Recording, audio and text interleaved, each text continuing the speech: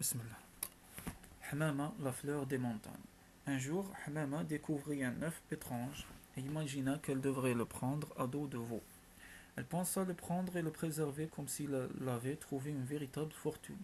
Elle scruta les environs d'une manière inquiète, regardant à gauche puis à droite, et ensuite elle se précipita vers le lieu où se trouvait l'œuf. Elle le prit et alla le cacher entre deux rochers. Qu'adviendra-t-il si l'œuf se cassait et qu'elle apprenait ce qu'il contenait? Est-ce qu'elle supporterait cette nouvelle? Les jours passèrent. Hamama ne cessait de visiter le lieu. L'œuf éclot un jour et il en sortit un être vivant, ressemblant à une vipère. Oh, combien son étonnement fut grand! Mais Hamama continua régulièrement ses visites sans avoir aucune crainte. Les jours passèrent, la petite vipère grandissait de plus en plus jusqu'à devenir géante, pouvant menacer la sécurité des habitants dans leur vie, dans la vie de leurs animaux et même menacer leur pâturage. Terrorisés, les habitants finirent par choisir de combattre la vipère par les moyens qu'ils possédaient. Après de nombreux combats, les villageois eurent raison d'elle, ils l'étendirent sur le sol et elle ressembla à un véritable dinosaure, dangereux. Ils voulurent en finir avec elle par le feu. Ils préparèrent un grand bûcher où les fagots de bois furent entassés les uns sur les autres.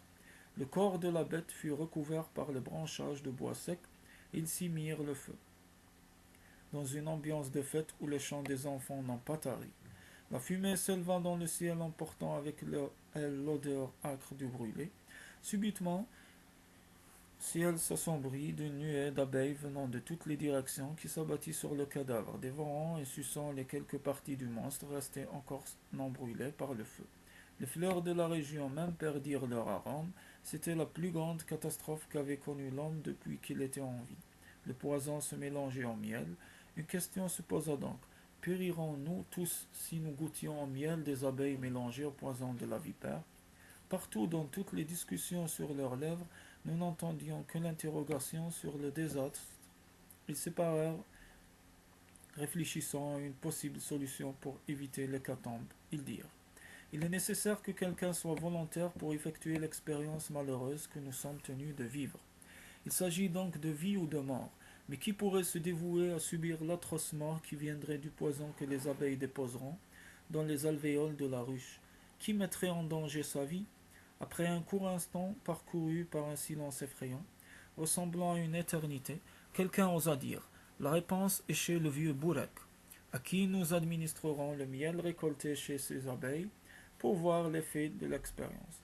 Le vieux Bourek est au bout d'une vie malheureuse, sur le point de rejoindre l'au-delà. Tous poussèrent un cri de joie et de soulagement. Il continua: s'il mourait empoisonné, il serait délivré d'une pénible vie que la pauvreté cruelle n'a cessé de rendre de plus en plus difficile. Et ainsi, nous aurions réalisé notre expérience et nous connaîtrions la réalité.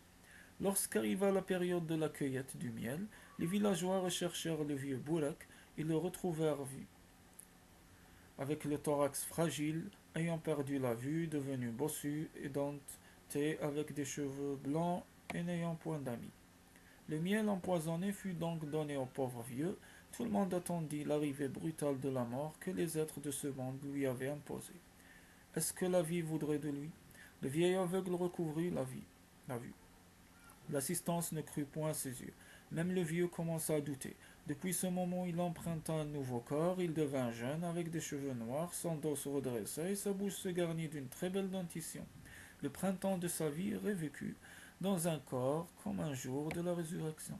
Tout le monde s'étonna, y compris le vieux lui-même qui dit: Dieu a plusieurs soldats dans le miel, et ceci est la récompense de toute personne qui croit en lui. Il continua en disant: il a eu raison celui qui a dit: crains Allah, tu verras des miracles. Les villageois regrettèrent leur acte et présentèrent des excuses au vieux Bourek, qui ne les accepta que difficilement en disant: ô bande de criminels, vous avez voulu ma mort. Ils baissèrent la tête et laissèrent le vieux continuer à les maudire: je demande le prix du sang selon la loi divine. L'un d'entre eux rétorqua avec la tête toujours baissée: demande ce que tu veux. Le vieux Bourek répondit alors: ma redevance, Hmama, mon mariage avec Hmama, la plus belle fille. Le père de Hmama, qui était parmi l'assistance, acquiesça de la tête. Le vieux, devenu très jeune, se maria avec Hmama et s'installa sur la rive de la rivière de leurs noces. Ils eurent plusieurs enfants qu'ils nommèrent Oulad Abdi. Le temps passa. La beauté de Hamama flétrissait de plus en plus et son corps prenait de l'âge. Malgré les applications de toutes les crèmes et les plantes qu'elle savait mélanger pour en tirer une action spéciale pour le rajeunissement, le temps ne pardonne pas. Est-ce que l'herboriste peut rénover ce que le temps a terni? Hamama vieillissait malgré toutes les potions qu'elle fabriquait seule à partir de certaines plantes. Le vieux rajeunissait de plus en plus jusqu'à avoir la corpulence et la vigueur d'un jeune d'une vingtaine d'années. Notre jeune cherchant donc une jeune fille plus belle que Hamama, il s'installa avec Touba, sa nouvelle femme, sur l'autre rive. Juste en face de la progéniture d'Ahmama, il y eut de nombreux enfants qu'il nomma Toueba. Le fleuve qui séparait les frères ennemis devint alors le témoin numéro un de cette guerre fratricide qui s'empara des deux clans.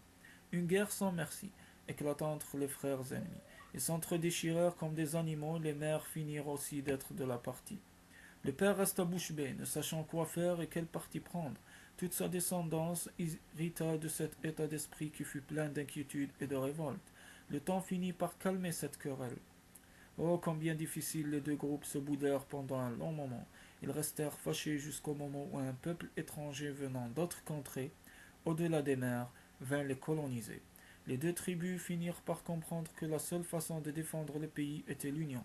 Donc les deux tribus se rassemblèrent en une seule tribu et firent un seul corps pour combattre l'ennemi et défendre leur territoire.